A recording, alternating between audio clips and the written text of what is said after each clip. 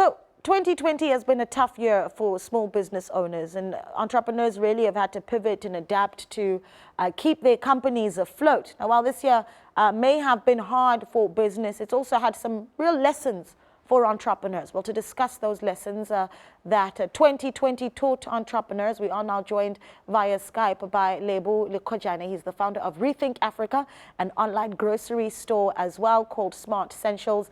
Lebo, oh, he's on the line with us. So Lebo, a good afternoon to you. Thank you so much for joining us. This is such an important discussion because this has been such a challenging year. And you have started SmartSentials. Was it in response to the challenges of 2020? Hi, Naledi. Hi to the viewers as well.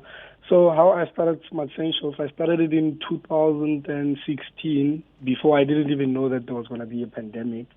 And even the word SmartSentials, it became relevant all of a sudden, you know. So it was a very interesting thing for me to happen for my business. So I started it 4 years ago in 2016, and then I started ReThink Afrika during the pandemic. Yeah. What are those lessons that you think you've learned, especially in 2020 as an entrepreneur who is really starting all these brave businesses? The first thing that you think every entrepreneur must note and make use of as a lesson in 2021? I'll speak about 4 things that are really, really, really important. And I think because if you would see how government wanted to help us with the relief funds and all that, some of us were found not compliant with certain things of government, and it meant that you were discredited. You can't even apply, or you can't qualify for the relief funds that were put in place by government. So that was a big lesson. Number 1, cash flow is quite important. If we didn't have cash flow, because some of our clients closed their offices down because we deliver to offices directly. So for us to be able to deliver and still run the business, it meant that we needed to have cash flow. So that was quite important because at that place, we had to pivot. So that was one of the most important things because as companies closed, because our model is a B2B type of model, so we had to go to B2C and delivering to individuals because everyone was inside on lockdown and they wanted their stuff to be delivered at home. So we had to use that model. But without the capital that we had in the bank, we wouldn't have managed to survive COVID. Yeah.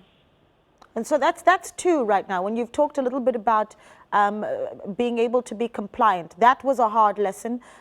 Let's talk about that list, right? The list for compliance. What are the boxes that we need to tick to make sure that businesses are compliant in 2021 so that we can keep our businesses afloat? So your SARS, your tax is fine. Your tax with SARS is fine. If you are registered for VAT, make sure that it's in place. And getting the necessary things in place. And because government is very high on tax clearance and your tax certificate, your CSDs, and all those things for you to be able to do work with government. So like looking at it from a broader sense, if you want to do business with government, you have to make sure that your CSD is in place, your tax is in place, and all those stuff that are quite important for you being able to do business with government. Yeah. And then, of course, there's the ingenuity that was required from a lot of entrepreneurs this year, because as businesses closed, other opportunities, as small as they may have been, did indeed open. Yes, definitely. Definitely. Yeah, well, talk to us about some of those examples that you saw of businesses essentially saying, well, now we need to pivot around the crisis. Yeah, so you'd find that there was a lot of companies that didn't have any digital presence, right? And in that, so I've been in e-commerce for the past 4 years, and I saw an opportunity to say that let the experience that we've done. So we wrote a book on starting an e-commerce business, and we did workshops during COVID, and that's how we started ReThink Afrika. And from there, we started helping businesses now move from traditional and augment to digital. And those are some of the opportunities that we saw, and we saw for businesses as well. And the other big thing that I saw was that there's a lot of room for us to collaborate, right? So if one person is doing logistics, the other one is doing this, there's an opportunity for them to do business together. And that's what our platform is trying to achieve with how we can do business together. Because I think the biggest thing and the biggest lesson that comes with being digital is that our ability to collaborate with each other. Because at the end of the day, you can't do everything alone in the business, especially looking at the value chains of how other businesses work. So that's another thing that's quite important. And we've seen how the space of digital is increased.